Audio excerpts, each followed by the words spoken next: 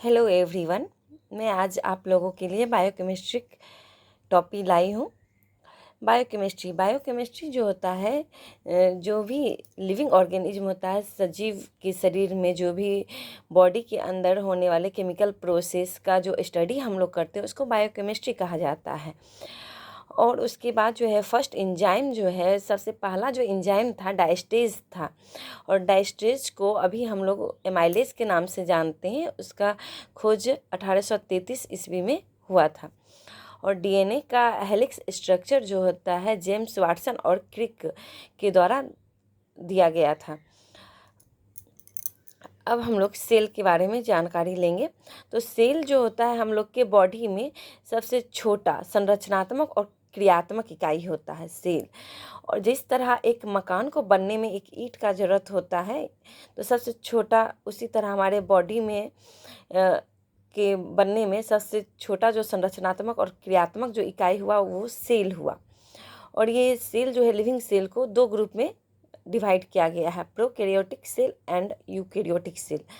Prokaryotic, pro का मतलब होता है प्रीमिटिव मतलब प्राचीन, और कैरियोन मीन्स हो गया न्यूक्लियस, यानी कि जिसका जो न्यूक्लियस जो होता है प्राचीन, यानी कि उतना प्राचीन के टाइम में जिस तरह लोग डेवलप्ड नहीं थे उसी तरह न्यूक्लियस जो होता है वो डेवलप्ड नहीं था, वेल डिफाइंड नहीं थे।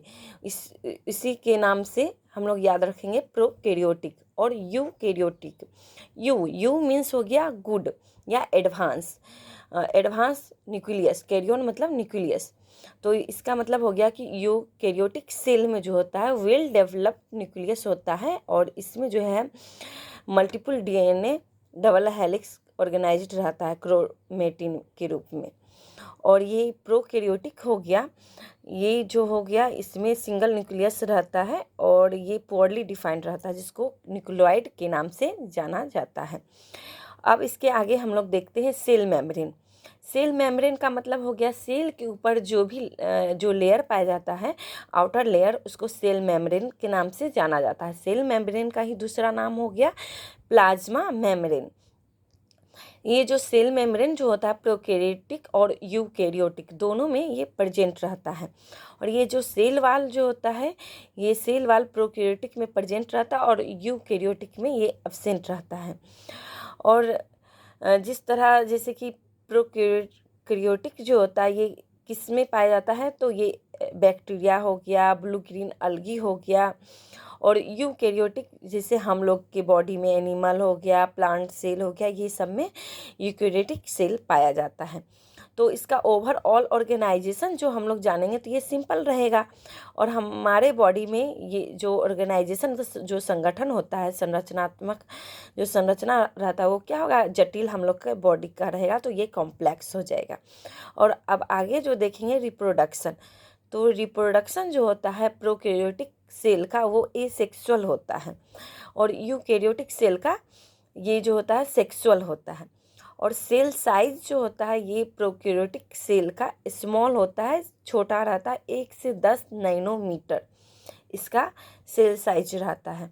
और यूकैरियोटिक सेल का जो है सेल साइज ये लार्ज रहेगा, और 1 to 10,000 times larger than prokaryotic, यानी प्रोकैरियोटिक से जो होता है 1 से 10,000 गुना ये जो होता है बड़ा होता है यूकैरियोटिक सेल। तो ये हम लोग देख लिए हैं प्रोकैरियोटिक सेल और यूकैरियोटिक सेल में अंतर। अब जो है इसके आगे हम लोग देखेंगे सेल ऑर्गेनेल। सेल ऑर्गेनेल हो जाता है, जो सेल होता है सेल के अंदर पाए जाने वाले जो भी ऑर्गेन होता है उसको सेल ऑर्गेनेल कहा जाता है। न्यूक्लियस जो होता है सेल के अंदर पाए जाने वाला सबसे लार्जेस्ट कंपोनेंट होता है, यानी सबसे बड़ा कंपोनेंट क्या हो गया, हमारा न्यूक्लियस हो गया। न्यूक्लियस का जो है खोज किसके द्वारा किया गया, रॉबर्ट ब्राउन के द्वारा इसका खोज किया गया है। और न्यूक्लियस को जो है सेल का हट भी कहा जाता है। सेल का हट किसको कहा जाता है, न्यूक्लियस को कहा जाता है।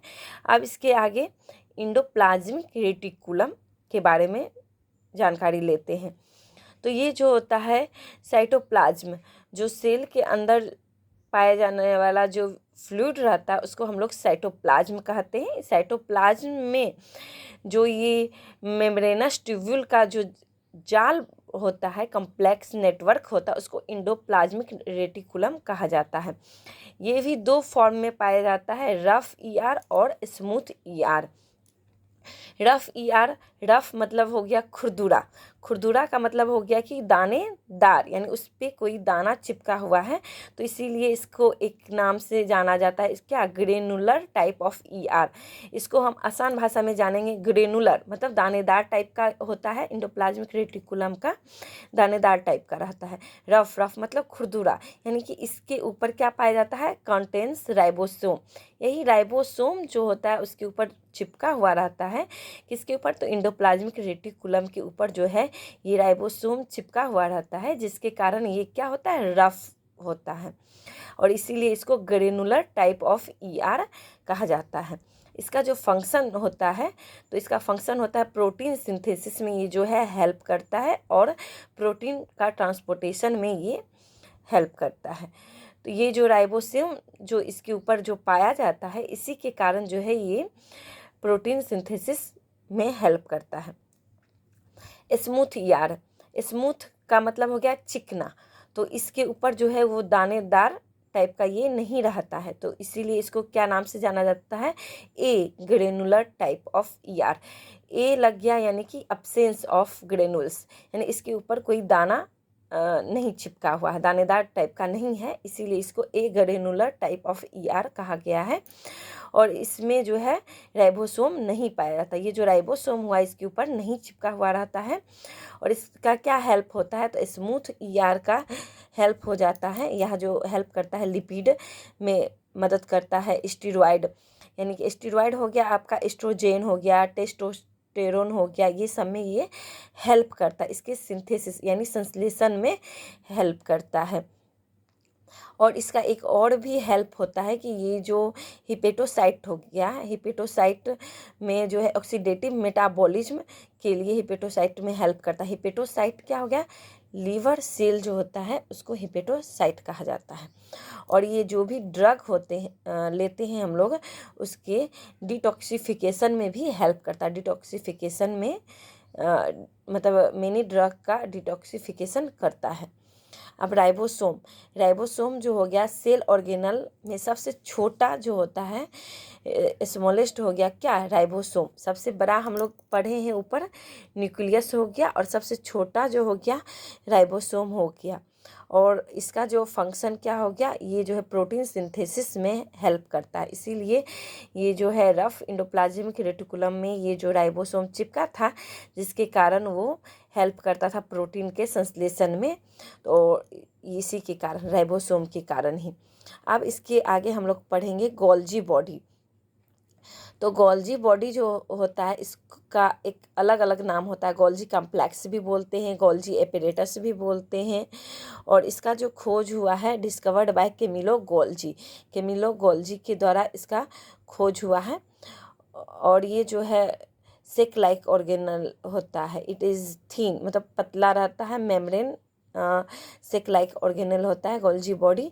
इसका जो हेल्प, ये फंक्शन होता है, ये क्या चीज़ में मदद करता है, तो ये प्रोटीन होता है, प्रोटीन का पैकेजिंग करता है, उसको एक पैकिंग के रूप में रखता है ड्यूरिंग देयर ट्रांसपोर्टेशन। जब वो प्रोटीन का ट्रांसपोर्टेशन होता है, यानी कि एक स्थान से दूसरे स्थान जब वो जाता है, तो उसका प्रोटीन का पैकेजिंग का काम कौन करता है, तो गोल्जी बॉडी करता है। अब आगे हम लोग देखते हैं माइटोकॉन्ड्रिया। माइटोकॉन्ड्रिया का जो है अपना डीएनए होता है, और ये जो है एटीपी के रूप में एनर्जी को प्रोड्यूस करता है, इसलिए इसको क्या बोलते हैं, पावर हाउस ऑफ सेल। यानी कि एग्ज़ाम में ये बहुत बार पूछा गया है कि पावर हाउस ऑफ सेल किसे कहते हैं, तो माइटोकॉन्ड्रिया को कहते हैं। इसके पास अपना डीएनए रहता है, और ये जो है एटीपी के रूप में एनर्जी को प्रोड्यूस करता है। अब आगे देखेंगे लाइसोसोम। तो लाइसोसोम जो होता है आरबीसी में ये अब्सेंट रहता है, और ये जो होता है waste disposable system of cell, cell का जो होता है कचरा जो भी होता है उसको डिस्पोजेबल करने का काम करता है लाइसोसोम। और ये जो है होता है ऑटोलाइसिस के लिए जिम्मेदार होते हैं। कहने का मतलब ये खुद का भक्षण, इसमें जो होता है फेगोसाइटोसिस का गुण होता है, जिसके कारण ये होता है खुद को ही ये समाप्त कर लेता है। इसीलिए इसको सुसाइड बैग्स के रूप में, यानी कि आत्महत्या की थैली के नाम से किसको जाना जाता है, तो लाइसोसोम को जाना जाता है। आज मैं आप लोगों के लिए इतना ही टॉपिक लाई हूँ, और मैं जो है इसका PDF मैं अपने व्हाट्सएप चैनल पे डाल दूँगी। आशी नर्सिंग अड्डा के नाम से मेरा व्हाट्सएप चैनल है। मैं उसी पे इसका PDF डेली जो मैं पढ़ाया करूँगी, मैं उसका व्हाट्सएप पे चैनल पे मैं इसका PDF डाल दिया करूँगी, ताकि आप लोगों को हेल्प मिले। Thank you. Please like and subscribe करें और ज़्यादा से ज़्यादा शेयर करें। Thank you.